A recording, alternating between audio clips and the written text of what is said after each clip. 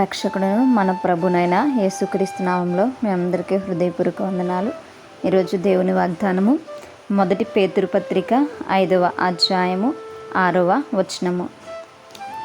దేవుడు తగిన సమయమందు మిమ్మును హెచ్చించినట్లు ఆయన బలిష్టమైన చేతి క్రింద దీన మనస్కులై ఉండుడి. హల్లెలూయా. మరి ఇక్కడ అనేక మందికి పేతురు గారు బోధిస్తున్నట్టుగా మనం చూస్తూ ఉంటాం. ముఖ్యంగా మరి మనకి ఎవరినైనా సరే పిల్లలుగా ఇచ్చి మనల్ని వారిపైన అధికారిగా నియమిస్తే మనం ఎలా ఉండాలి అనేటువంటి విషయం ఇక్కడ తెలియజేస్తున్నట్టుగా మనం చూస్తూ ఉంటాం. అయితే మనము దేవుని ఎదుట ఎలా ఉండాలి అనేటువంటి విషయం ఇక్కడ చాలా క్లియర్గా వ్రాయబడి ఉంది.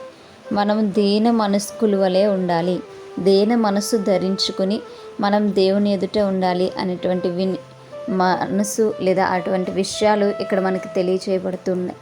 మనం మొట్టమొదటిగా మనం తగ్గించుకునేటువంటి వారముగా మనం ఉండాలి.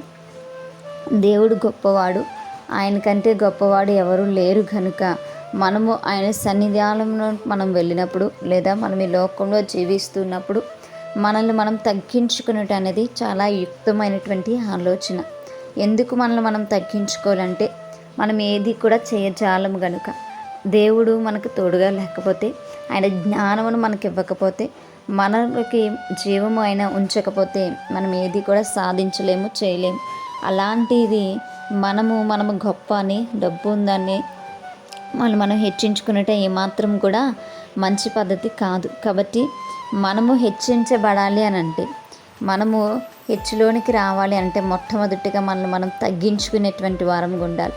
దేవుని దగ్గర మనం ఎప్పుడైతే తగ్గించుకుంటామో అది చూసినటువంటి సర్వేశ్వరుడు, అది చూసినటువంటి దేవుడు మనల్ని హెచ్చించడానికైనా ఇష్టపడుతున్నటువంటి దేవుడు. ఏ సమయంలో మనల్ని హెచ్చించాలో తెలిసినటువంటి దేవుడు ఆయనే కనుక ఆ సమయంలో మనల్ని దేవుడు హెచ్చించడానికి ఇష్టపడుతూ ఉంటాడు. కాబట్టి మనల్ని మనం తగ్గించుకుని దేవుని సన్నిధానంలో దీన మనసు కలిగి జీవించుదాం. అప్పుడు మనము హెచ్చింపబడతాం అనేటువంటి విషయము దేవుడు జ్ఞాపకం చేస్తున్నాడు. దేవుని యొక్క బలిష్టమైనటువంటి రెక్కల క్రింద మనం ఉండడానికి ఇష్టపడేటువంటి వారంగా ఉండాలి. చాలామంది దేవుని యొక్క చేతి క్రింద ఉండడానికి ఇష్టపడరు, కానీ మనము ఆయన బలిష్టమైనటువంటి రెక్కలు అంటున్నారంటేనే అది మనకి ఆశ్రయం ఇస్తుందని మనం అర్థం చేసుకోవాలి. మరి దేవుడే మనకి ఆశ్రయంగా ఉండడానికైనా ఇష్టపడుతున్నటువంటి దేవుడు.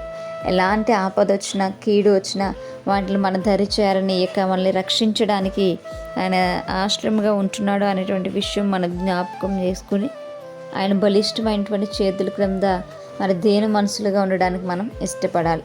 మరి దీన మనస్సు మనం ధరించుకుని ఉంటే దేవుడు మనకి ఎంతో కృపను అనుగ్రహిస్తాడు. అది దేవుని యొక్క వాక్య భాగం సెలవిస్తుంది. కాబట్టి మనల్ని మనం హెచ్చుకునేటువంటి ప్రయత్నాలు చేయకుండా మనం తగ్గించుకుంటూ దేవుని యొక్క బలిష్టమైనటువంటి చేతుల క్రింద ఆయనకు మనల్ని మనం అప్పగించుకుంటూ దేని మనసు కలిగి జీవించుదాం.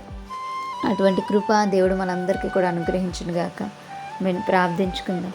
పరిశుద్ధుడా, మహాగణుడా, గొప్పవాడా, మీకు స్తోత్రాలు. ప్రభా, మీకే వందనాలు. అయా, మమ్మల్ని మేము తగ్గించుకుని ప్రభా తగిన సమయమందు ప్రభా నువ్వు హెచ్చిస్తావని నాయన ఎదురు చూచుటకుని సహాయం దయచేయమని అయా నా తండ్రి యొక్క బలిష్టమైనటువంటి చేతుల కింద నాయన అయా మమ్మల్ని భద్రపరచమని ప్రభా వేడుకుంటూ ప్రార్థన దయచేసి మీ పాద సన్నిధి చేర్చుకున్నాం.